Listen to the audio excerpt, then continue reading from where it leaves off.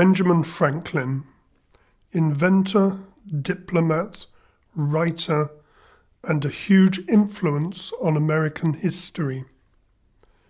As a printer, author, diplomat, philosopher, and scientist, Benjamin Franklin will be known as one of America's greatest people of all time. I think he is a hero because he dedicated his life for the benefit of others, like when he went to France for years to try to convince them to help us during the American Revolution. That was also an example for him standing up for what he believed in. In addition, his many advances in science greatly improved society. One of his better-known achievements in the field of science was his discovery that lightning was electricity. Next to that, he also founded what is thought to be the first ever public library, so the less fortunate could expand their minds and learn by reading books. He is a role model to many others and me. This great man's life began on January the 17th, 1706. As one of 17 children, Ben was apprenticed to his older brother James as a printer. When Ben got old enough to act for himself, he left to Philadelphia because of conflicts between his brother and him to start his own printing business. Through pure luck, Ben got the opportunity to meet the governor of Pennsylvania, Sir William Keith. 18-year-old Benjamin took the governor's advice to go to London to acquire the proper tools and equipment needed to start a printing business at a much cheaper price. About a year later, in 1730, upon his return home, he married a girl named Deborah Reed. Yet because of this no travelling period of his life, Ben got the perfect opportunity to stay at home and read.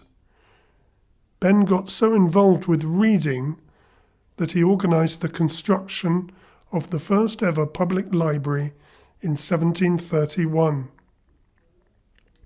Now that he had read a lot of books, he started to write.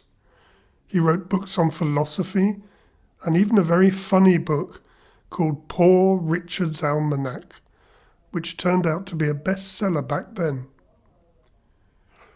When Franklin was in need of some money, Ben began a new career, this time as a scientist. In 1747, he started to perform small scientific experiments in the basement of his house. Then in 1752, with the aid of his son William, Benjamin Franklin conducted experiments in electricity with his invention, the lightning rod, and also his famous kite experiment. This made him one of the most famous scientists of the day. He was especially famous in France, where there were more portraits hanging of his face than that of the kings. He did not discover electricity. This had been known since the time of the ancient Greeks.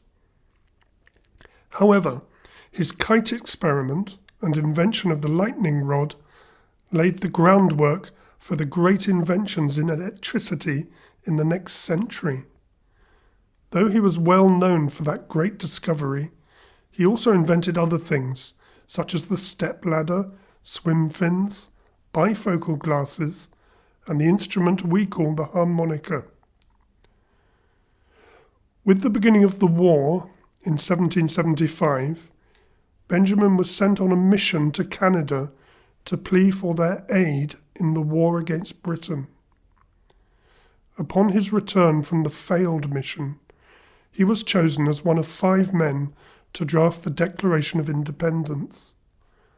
With the already failing attempt for Canada's help, Ben was sent away again, this time to France.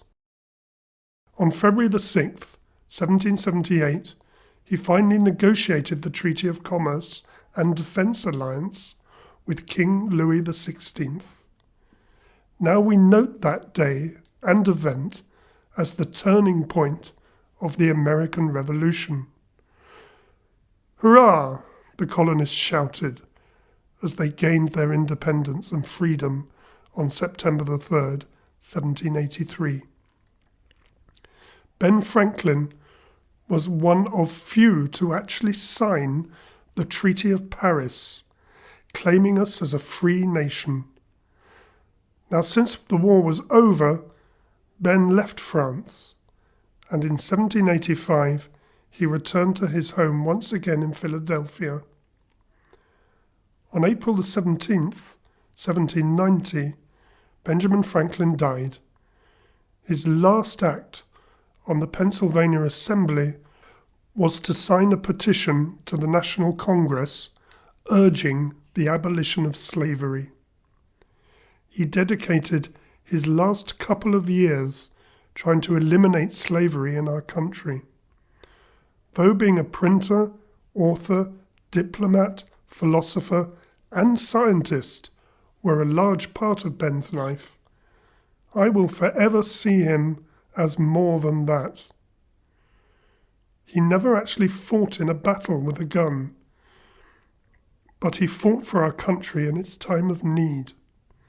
To me, his services and contributions in the field of science were great, but I think his greatest achievement was as a diplomat.